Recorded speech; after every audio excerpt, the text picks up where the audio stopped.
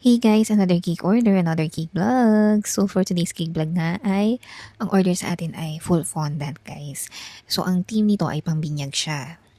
So ito nga guys, ganito yung mga fondant cakes na ginagawa ko. So kung magtataka kayo bakit nga ba mas mahal yung fondant, kasi tingnan nyo naman kung gaano kakapal yung chocolate ganache na inilalagay ko sa fondant cake. Kasi ang reason kasi kung bakit makapal yung nilalagay ko na chocolate ganache is para pag na-cover na natin yung ating marshmallow na fondant, talagang smooth na smooth siya. Kumbaga pag na-cover up mo na yung whole cake, ay wala kang makikita na parang bako-bako, ganun. Parang smooth lang talaga siya as in pantay. Kasi yung mga gilid-gilid niya, yung kahit ibabaw, kailangan talaga papantayin mo. So, ganun yung sa fondant, kailangan pulidong-pulido yung pagkakagawa. So, ayan nga guys, hindi ko na masyado na video dito kung paano ko siya inassemble. Kasi, alam mo talaga, pag naggagawa ko ng mga fondant cake, ay naku talagang, minsan nagmamadali ako niyan. Kasi nga, meron pa siyang tinatawag na kailangan mo siyang i-rest kasi hindi siya yung katulad ng mga soft icing na kahit on the spot mo gawin yung mga design, okay lang. Pero kung yung fondant kasi, kailangan mo pang iset yung mga toppers, ganyan. So, naging busy na ako noon. Akala ko,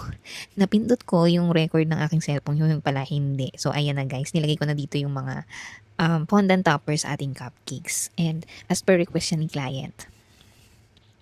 So, yung nag-order pa sa akin ito guys, naging customer ko na rin siya sa mga number cakes. So, ito nga, nagpabinyag si ma'am, kaya naman full fondant naman yung in-order niya sa atin. So, guys, kung naghahanap kayo ng mga customized cakes, pwede kayo mag-drop by sa store namin sa 749 Ipantalyon Street, Barangka Drive, Mandaluyong City, and kindly look for Mel for reservation and bookings. Yun lang, bye!